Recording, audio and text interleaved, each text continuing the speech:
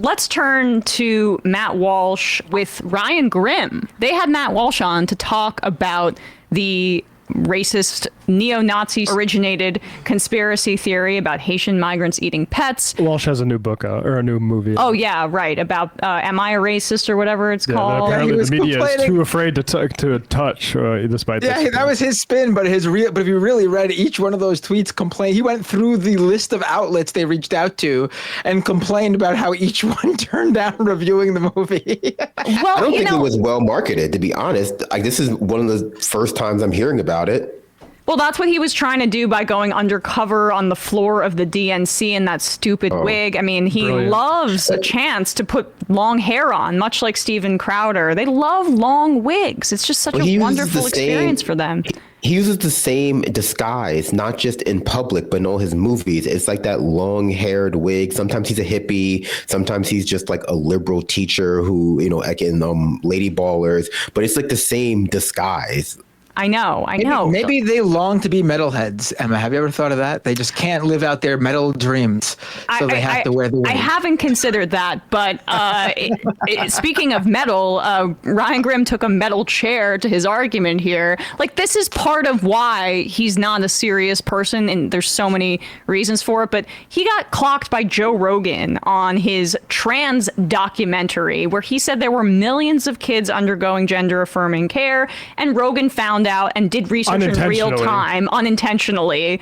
Jamie looked this up, and it was like in the low thousands. So he's a professional liar, propagandist, all of this. This is his latest iteration, and look at how ignorant he is about just the history of Haiti. Ryan takes him to school. Nobody thinks that it will benefit America to become more like Haiti. Nobody thinks that. Or I would challenge anyone, if they do think that, to explain how that's the case. Like, in what way could this country be improved by making it more like Haiti? When you look at Haiti, what part of Haiti are you saying to yourself, we need more of that? Beaches.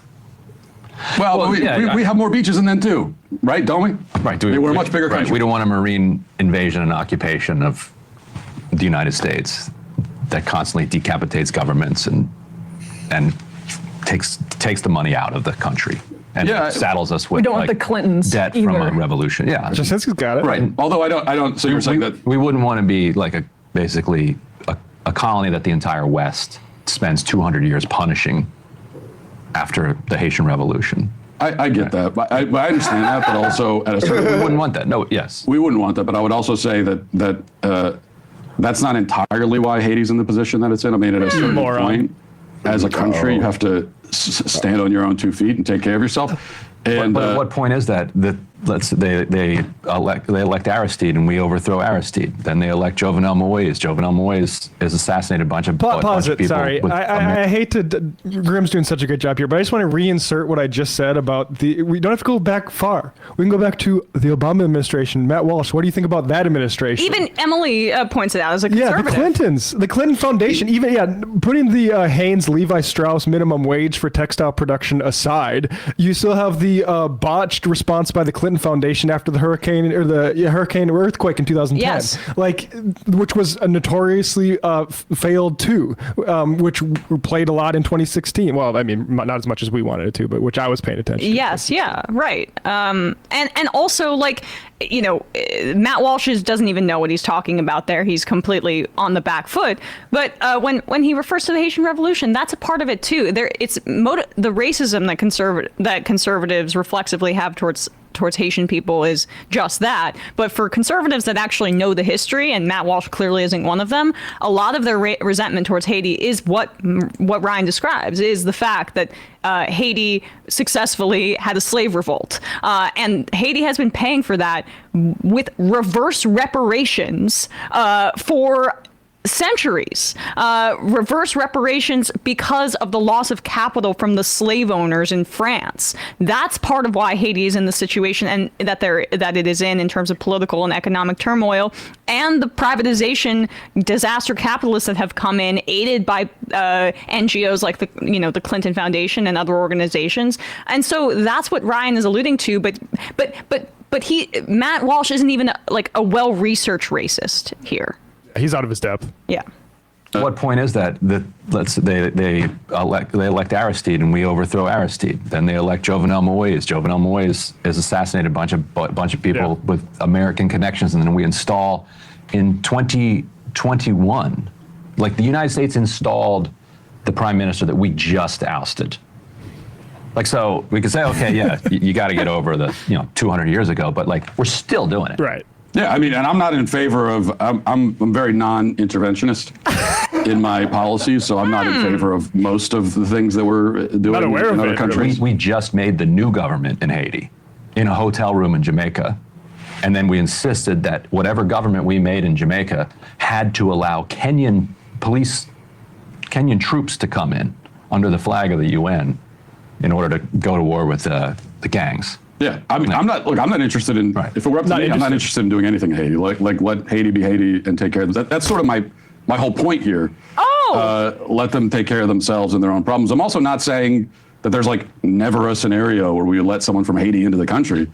It doesn't have to just be about Haiti. But when you're throwing open the gates and just inviting anyone, in particular, I guess third world. I guess your assumption there was that it is the Haitian people that are creating the conditions on Haiti, and that if the Haitian people come to Springfield, they will recreate the conditions Well, but I don't that think are you in Haiti can- in Springfield. Whereas what I'm saying is that it's actually the U.S. that has largely.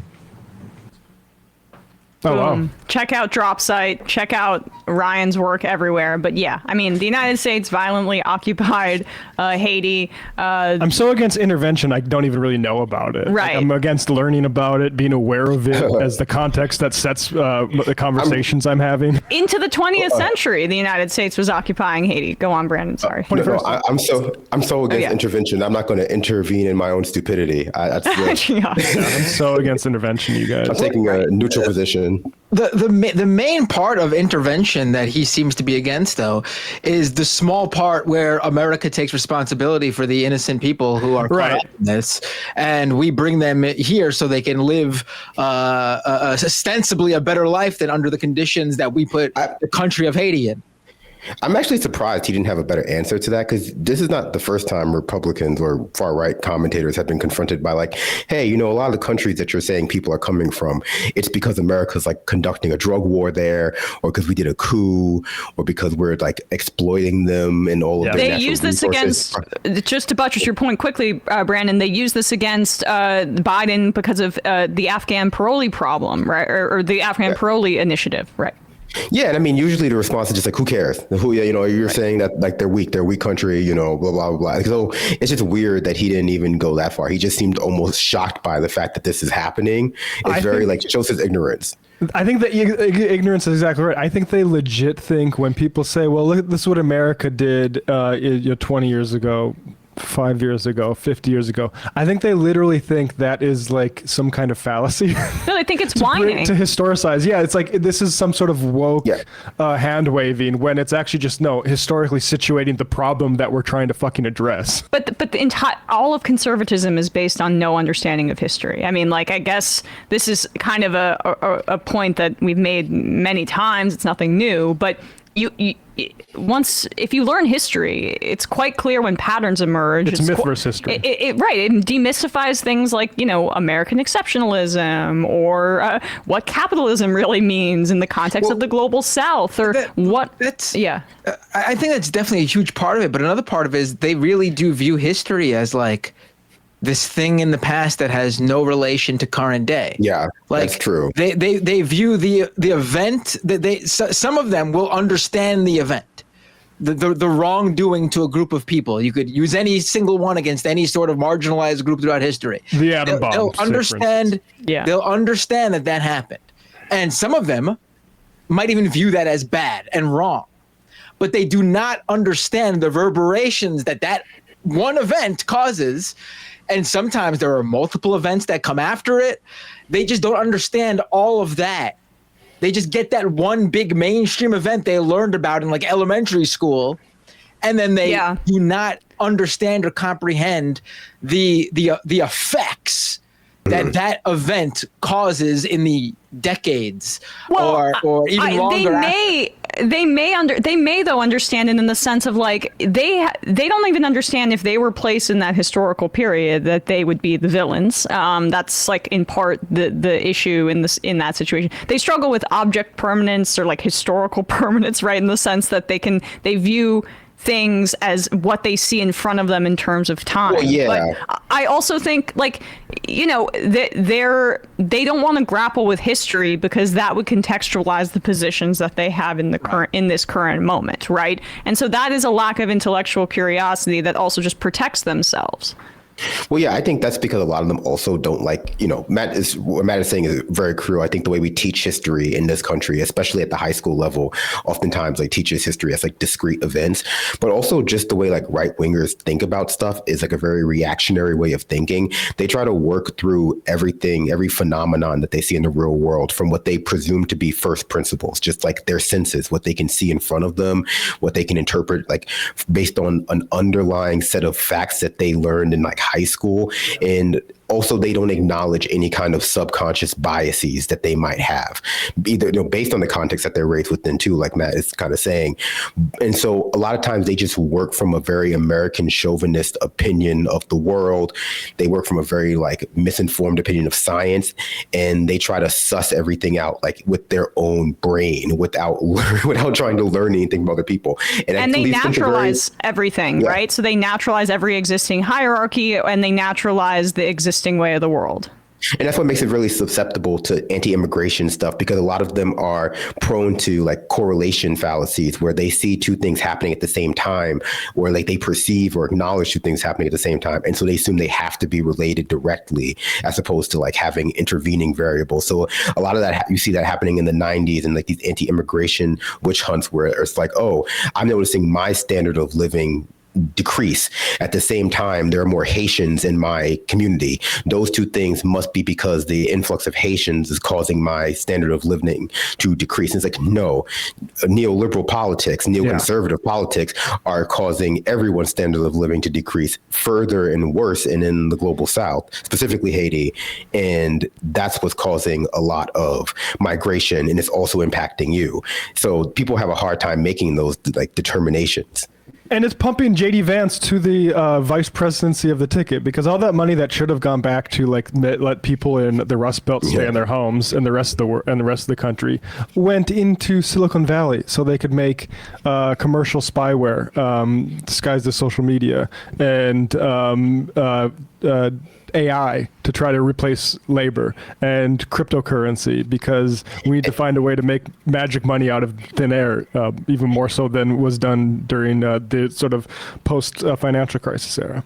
I will say just one last thing, and this is why it's also important to like learn about Cuba in contrast with Haiti, and because for all the demonization that Cuba gets from our government, from like right wingers, from just like the United States in general, you can see two divergent pathways when it comes to colonization in both Cuba and Haiti. And as bad as Cuba is, you know, the exclusion of neoliberalism as part of their country has left them in a radically better place than Haiti. Hey, folks, don't forget to hit the subscribe button and check out our daily show. We do it every day at 12 p.m. Eastern for about 2.5 hours. We even take phone calls. You should check that out.